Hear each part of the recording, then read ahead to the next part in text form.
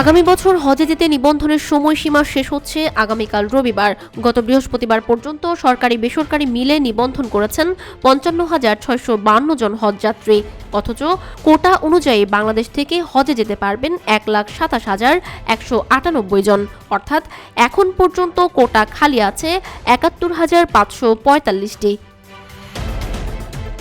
আর মাত্র একদিন সময় বাকি থাকলেও কাঙ্ক্ষিত সাড়া মিলছে না হজ নিবন্ধনে। বিষয়টি নিয়ে উদ্বিগ্ন সরকার। এমন পরিস্থিতিতে হজ কোটা পূরণ করতে বিমান ভাড়া কমাতে বেসামরিক বিমান পরিবহন ও পর্যটন মন্ত্রণালয়কে চিঠি দিয়েছে ধর্ম মন্ত্রণালয়। সম্প্রতি ধর্ম উপদেষ্টা ডক্টর আ.ফ.ম খালিদ হোসেন আরও ২৭,৮২০ টাকা কমিয়ে ১,৪০,০০০ টাকা বিমান ভাড়া নির্ধারণ করতে আধা সরকারি পত্র দিয়েছেন বেসামরিক বিমান পরিবহন ও পর্যটন উপদেষ্টা এ.এফ হাসান আরিফকে। পত্রে খালিদ হোসেন বলেন, বিমান ভাড়া কমানো হলে বাংলাদেশের হজ কোটা পূরণ সহজ হবে। সৌদি সরকারের কাছে দেশের সম্মান বৃদ্ধি পাবে। বিমান বাংলাদেশ এয়ারলাইন্সও বাণিজ্যিকভাবে লাভবান হবে।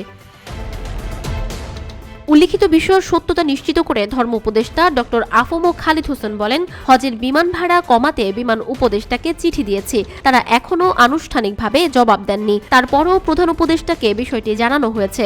বিমান ভাড়া না কমালে আমরা প্রয়োজনে থার্ড ক্যারিয়ার ওপেন করে দেব, অর্থাৎ যে কোনো এয়ারলাইন্স হজযাত্রী পরিবহন করতে পারবে।